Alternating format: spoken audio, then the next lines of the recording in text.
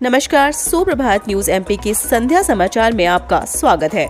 खबर को शुरू करने से पहले आप सभी से निवेदन है कि इस वीडियो को लाइक करके चैनल को सब्सक्राइब जरूर करें। तो चलिए शुरू करते हैं आज शाम की मुख्य खबरें। विश्वविद्यालय से डुमना एयरपोर्ट तक 4 लेन सड़क बनाने के लिए जल्द मिलेगी सेना मुख्यालय से मंजूरी। रानी दुर्गावती विश्वविद्यालय से डुमना एयरपोर्ट के बीच बन रही 4 लेन सड़क निर्माण में अब तेजी की संभावना है। सड़क के 2.5 किलोमीटर के दायरे में सेना का कब्जा है, जहां पर निर्माण के लिए सेना की अनुमति आवश्यक है। लोक निर्माण विभाग का दावा है कि दिल्ली स्थित सेना मुख्यालय से अनुमति अंतिम चरण में है। करीब 1 माह के अंदर यह प्रक्रिया पूरी हो जाएगी, जिसके बाद निर्माण कार्य तेजी से कराया जाएगा। ज्ञात हो कि सड़क को बनाने वाली निर्माण एजेंसी के काम की गति बेहद धीमी होने के कारण अफसरों ने शोकाज नोटिस भी जारी किया था। अभी 15% काम भी नहीं हो पाया है। ट्रेनों में सुरक्षा के लिए आधुनिकता पर जोर, गैजेट से लैस हो रहे आरपीएफ के जवान। ट्रेनों और स्टेशन पर यात्री सुरक्षा को लेकर रेलवे अब आधुनिकता पर जोर दे रहा है। यही कारण है कि रेलवे में सुरक्षा का जिम्मा संभालने वाले रेल सुरक्षा बल के जवानों पर आधुनिक गैजेट से लैस किया जा रहा है। ग्वालियर रेलवे स्टेशन पर एक तरफ जवानों को तेजी से घटना स्थल पर पहुंचने के लिए सेगवे स्कूटर मुहैया कराए गए हैं, वहीं अब मॉनिटरिंग के लिए बॉडी वॉर्न कैमरे भी उपलब्ध कराए जाएंगे। इन कैमरों की निगरानी अफसर करेंगे, जिससे पता चल सके कि जवान कहां गश्त कर रहा है। कर्मचारियों अधिकारियों के लिए बड़ी खबर, प्रस्ताव को मंजूरी, ऐसे मिलेगा लाभ। मध्य प्रदेश के सरकारी अधिकारियों और कर्मचारियों के लिए काम की खबर है। पंचायत चुनाव और नगरीय निकाय चुनाव में ड्यूटी वाले अधिकारियों और कर्मचारियों के लिए स्वास्थ्य विभाग की तरफ से आवश्यक सूचना जारी की गई है। मध्य प्रदेश में पंचायत और नगरीय निकाय के चुनाव में मतदान दलों और निर्वाचन कार्य से जुड़े अधिकारी कर्मचारियों को कोविड-19 वैक्सीन की प्रिकॉशन डोज लगाई जाएगी। कोविड-19 प्रिकॉशन डोज लगाने की मंजूरी लोक स्वास्थ्य एवं परिवार कल्याण मंत्री डॉक्टर प्रभुराम चौधरी के प्रस्ताव पर केंद्रीय स्वास्थ्य मंत्री डॉक्टर मनसुख मांडविया ने दी। नरोत्तम मिश्रा ने कहा, मोदी सरकार का यह बड़ा कदम।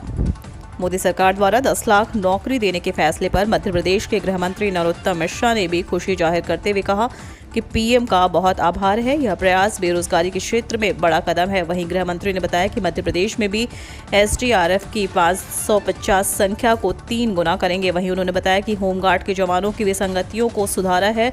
कॉल ऑफ 3 की जगह 2 साल कर रहे हैं। मध्य प्रदेश के जबलपुर, शहडोल, कटनी, उमरिया और मंडला में बारिश का येलो अलर्ट। मध्य प्रदेश के विभिन्न जिलों में सोमवार को ही बारिश ने यह जाहिर कर दिया कि मानसून बेहद करीब आ गया है। मौसम वैज्ञानिकों का कहना है कि अगले 24 घंटे में प्रदेश में अच्छी बारिश होगी। खासतौर पर जबलपुर, कटनी, उमरिया, शहडोल, मंडला में इन जिलों के लिए विभाग ने येलो अलर्ट भी जारी किया है। वरिष्ठ मौसम वैज्ञानिक डॉक्टर ममता यादव का कहना है कि यहाँ 50 से 60 किलोमीटर प्रति घंटे की रफ्तार से हवाएं चलेंगी और गरज चमक के साथ बारिश भी होगी। उन्होंने बताया कि पश्चिम मध्य प्रदेश के इलाके से जैसे भोपाल, इंदौर, खंडवा, गुना, रतलाम, धार में अगले 24 घंटे में अलग अलग तीव्रता में बारिश की गतिविधियां होती रहेंगी।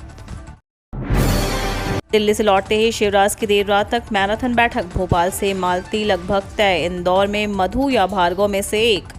प्रदेश के 16 नगर निगमों में महापौर प्रत्याशियों को लेकर भाजपा में सोमवार देर रात कुछ नामों पर लगभग मुहर लग गई है। हालांकि इनका औपचारिक ऐलान आज मंगलवार को हो सकता है। भोपाल से मालती राय, रीवा से वेंकटेश पांडे, जबलपुर डॉक्टर जितेंद्र जामदार के सिंगल नामों पर सहमति बन गई है, जबकि इंदौर से मधु वर्मा और पुष्यमित्र भार्गव में से किसी एक का नाम आ सकता है। वहीं ग्वालियर में पूर्व मंत्री माया सिंह और सुमन शर्मा में कड़ी टक्कर है। आज मंगलवार सुबह सभी बड़े नेता प्रदेश भाजपा कार्यालय में एक बार फिर नामों पर अंतिम चर्चा करेंगे। इसके बाद सभी 16 नगर निगमों में महापौर प्रत्याशियों की सूची जारी कर दी जाएगी।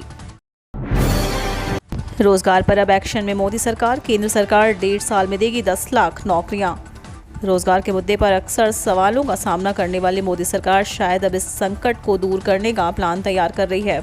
पीएमओ की ओर से दी गई जानकारी के मुताबिक अगले 1.5 सालों में ही केंद्र सरकार के तमाम विभागों में 10 लाख पदों पर भर्ती की जाएगी। पीएमओ इंडिया अकाउंट के इस संबंध में जानकारी देते हुए ट्वीट किया गया है। पीएम नरेंद्र मोदी ने सभी मंत्रालयों और विभागों में मानव संसाधन की समीक्षा की। इसके साथ ही उन्होंने सरकार को आदेश दिया कि अगले 1.5 सालों में इस पर मिशन मोड में काम किया जाए और 10 लाख लोगों को भर्ती किया जाएगा। वट सावित्री पूर्णिमा व्रत आज 14 जून मंगलवार को ज्येष्ठ शुक्ल पूर्णिमा है। इस तिथि को वट सावित्री पूर्णिमा के रूप में मनाया जाता है। आज सुहागन महिलाएं अपने पति की लंबी आयु, संतान प्राप्ति और सुख सौभाग्य की कामना से व्रत रखते हुए वट वृक्ष का पूजन करेंगी। वट वृक्ष में ब्रह्मा, विष्णु और महेश तीनों देवताओं का वास माना जाता है। इस वृक्ष की पूजा करने से सुख, समृद्धि और उत्तम स्वास्थ्य का पुण्य फल मिलता है। मान्यता है कि वट सावित्री पूर्णिमा का व्रत रखने से महिलाओं को अखंड सौभाग्य की प्राप्ति होती है। बरगद के पेड़ की आयु सैकड़ों साल होती है। शहर में 107 दिन बाद कोरोना से पहली मौत। सोमवार को भोपाल शहर से लिए गए सैंपल्स में से केवल 41 सैंपल की जांच की रिपोर्ट आई है, जिसमें 3 नए संक्रमित मिले हैं। स्वास्थ्य विभाग द्वारा देर रात जारी किए गए हेल्थ बुलेटिन के मुताबिक शहर में अब 98 सक्रिय संक्रमित हैं। इनमें से 94 होम आइसोलेशन में हैं और 4 मरीजों का इलाज शहर के अलग अलग अस्पतालों में चल रहा है। शहर में 107 दिन बाद कोरोना से पहली मौत हुई है। सपा हुई साफ, बसपा हुई हाफ। भाजपा के कुनबे में बढ़े 3 सदस्य। मध्य प्रदेश नगरीय निकाय और पंचायत चुनाव के गहमा गहमी के बीच एक बार फिर इस खबर ने प्रदेश की राजनीति में हलचल बढ़ा दी है। दरअसल आज मंगलवार प्रदेश के 3 विधायकों ने बीजेपी का दामन थाम लिया। मंगलवार को बीजेपी कार्यालय में 3 विधायक बीजेपी में शामिल हो गए हैं। इसमें छतरपुर जिले के बिजावर विधानसभा सीट के सपा विधायक राजेश कुमार शुक्ला, भिंड से बसपा विधायक संजीव सिंह कुशवाहा और सुसनेर से निर्दलीय विधायक विक्रम सिंह राणा के नाम शामिल हैं। बीजेपी प्रदेश कार्यालय में मुख्यमंत्री शिवराज सिंह चौहान, प्रदेश अध्यक्ष वी डी शर्मा ने तीनों को गुलदस्ते देकर और बीजेपी का दुपट्टा पहनाकर सदस्यता दिलवाई।